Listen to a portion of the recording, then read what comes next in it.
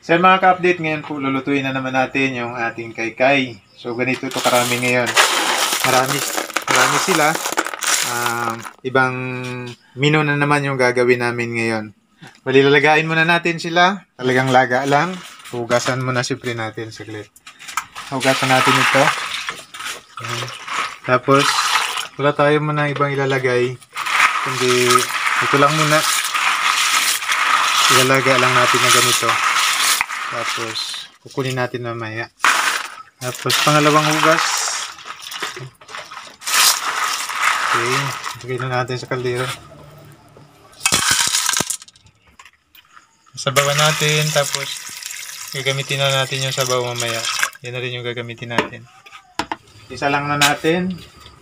So, pag kumulo, tanggalin natin, tapos tanggalin natin yung mga gel. Tapos igigisa natin. So, mga ka-update, bubuksan natin kasi kumulo na. No? Ay hahanguin pala, hindi bubuksan. Kasi kumulo na siya. Kumulo na ito. Ayan. Wow.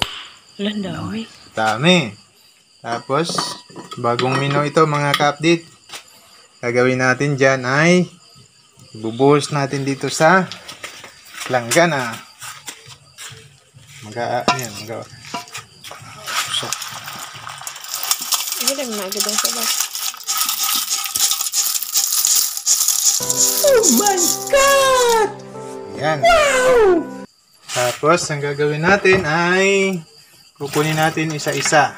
Pero, kukunin natin yung sabaw.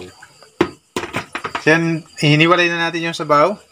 May sabaw pa rin dito, konti mga ka-update. Tapos, yung gagawin natin ay kukunin natin yung laman. Yan. Isa-isay natin. Malinis naman yung kamay ko eh. Okay. Malinis naman yung kamay ko. Hugas na ng hugas. At pangalawa, kami lang din yung kakain. Wala namang iba. Kaya, ayun, hindi na nakapag-tiis yan eh. Kumain na.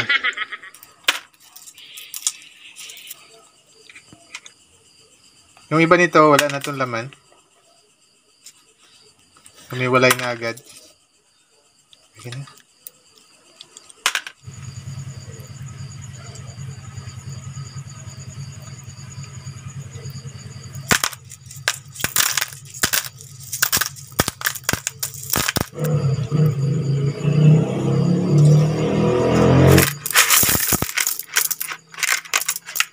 Ito lahat yung laman mga ka-update.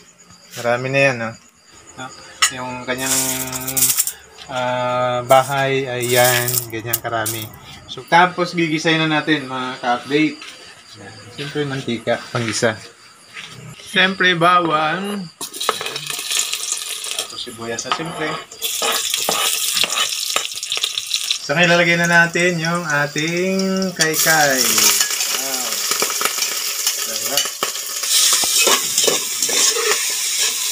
Ngayon, babalik natin yung sabaw. Ayan, marami. So ito ilalagay natin ngayon mga ka-update, sutanghon. Isang sutanghon. Masarap ito mga ka-update. Talagang sinasabi dito ng mga nakakatanda noon hanggang ngayon. Ito ay maganda daw doon sa mga nanay na nagbe-breastfeeding, na nagpapadidi. Kasi nagpapagatas ito. Yun lang nga, bawal ito sa mga dalaga. No? Kasi nagpapagatas daw ito. Hindi naman siguro. So, maganda siya. Kahit na yung nanood sa amin, nakaraan, nag-comment siya na nung nanganak daw yung misis niya ay humanap siya sa palengke ng ganito. Talagang yun daw yung kailangan. So, kung mayroon sa inyo dyan, subukan nyo mga ka-update. Okay, luto na mga ka-update. Kain na tayo. Wow!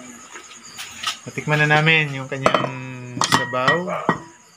Sakto na. Kaya kailangan na natin kumain.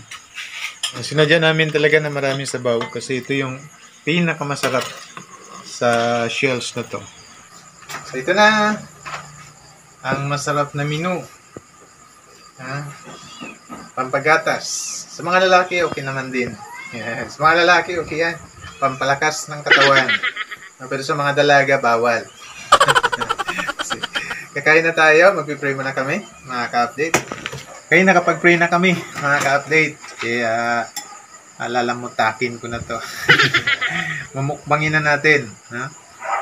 Kami rin ni Hani, kaya lang ano pa siya eh. Siya pa yung camera woman ngayon eh. Ayan, pasensya na, medyo maingay yung aso. Okay. Sarap. Ang sarap nito, as in. Kaya kung mayroon dyan sa inyo, mga ka-update, baka mayroon dyan sa inyong dalampasigan at hindi nyo pa ito nasusubukan. Promise, talagang nire-recommend namin to. Napakasarap. Okay? Siyempre, yung unang subo ay sa aking palangga. Oh my God! Wow! Siyempre, ako din naman.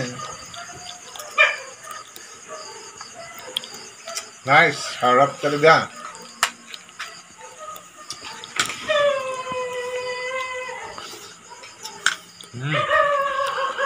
Pasensya na sa aso, maingay. So, paano yung mga ka-update? Thank you very much po sa panonood, sa suporta. Kasi baka natatakam na si Ani, nalalaway na. So, maraming salamat. Kung gusto niyo yung video na to, paki-like and share na lang po. Pa-subscribe na din sa aming channel. Thank you very much. To God be the glory and God bless po sa ating lahat.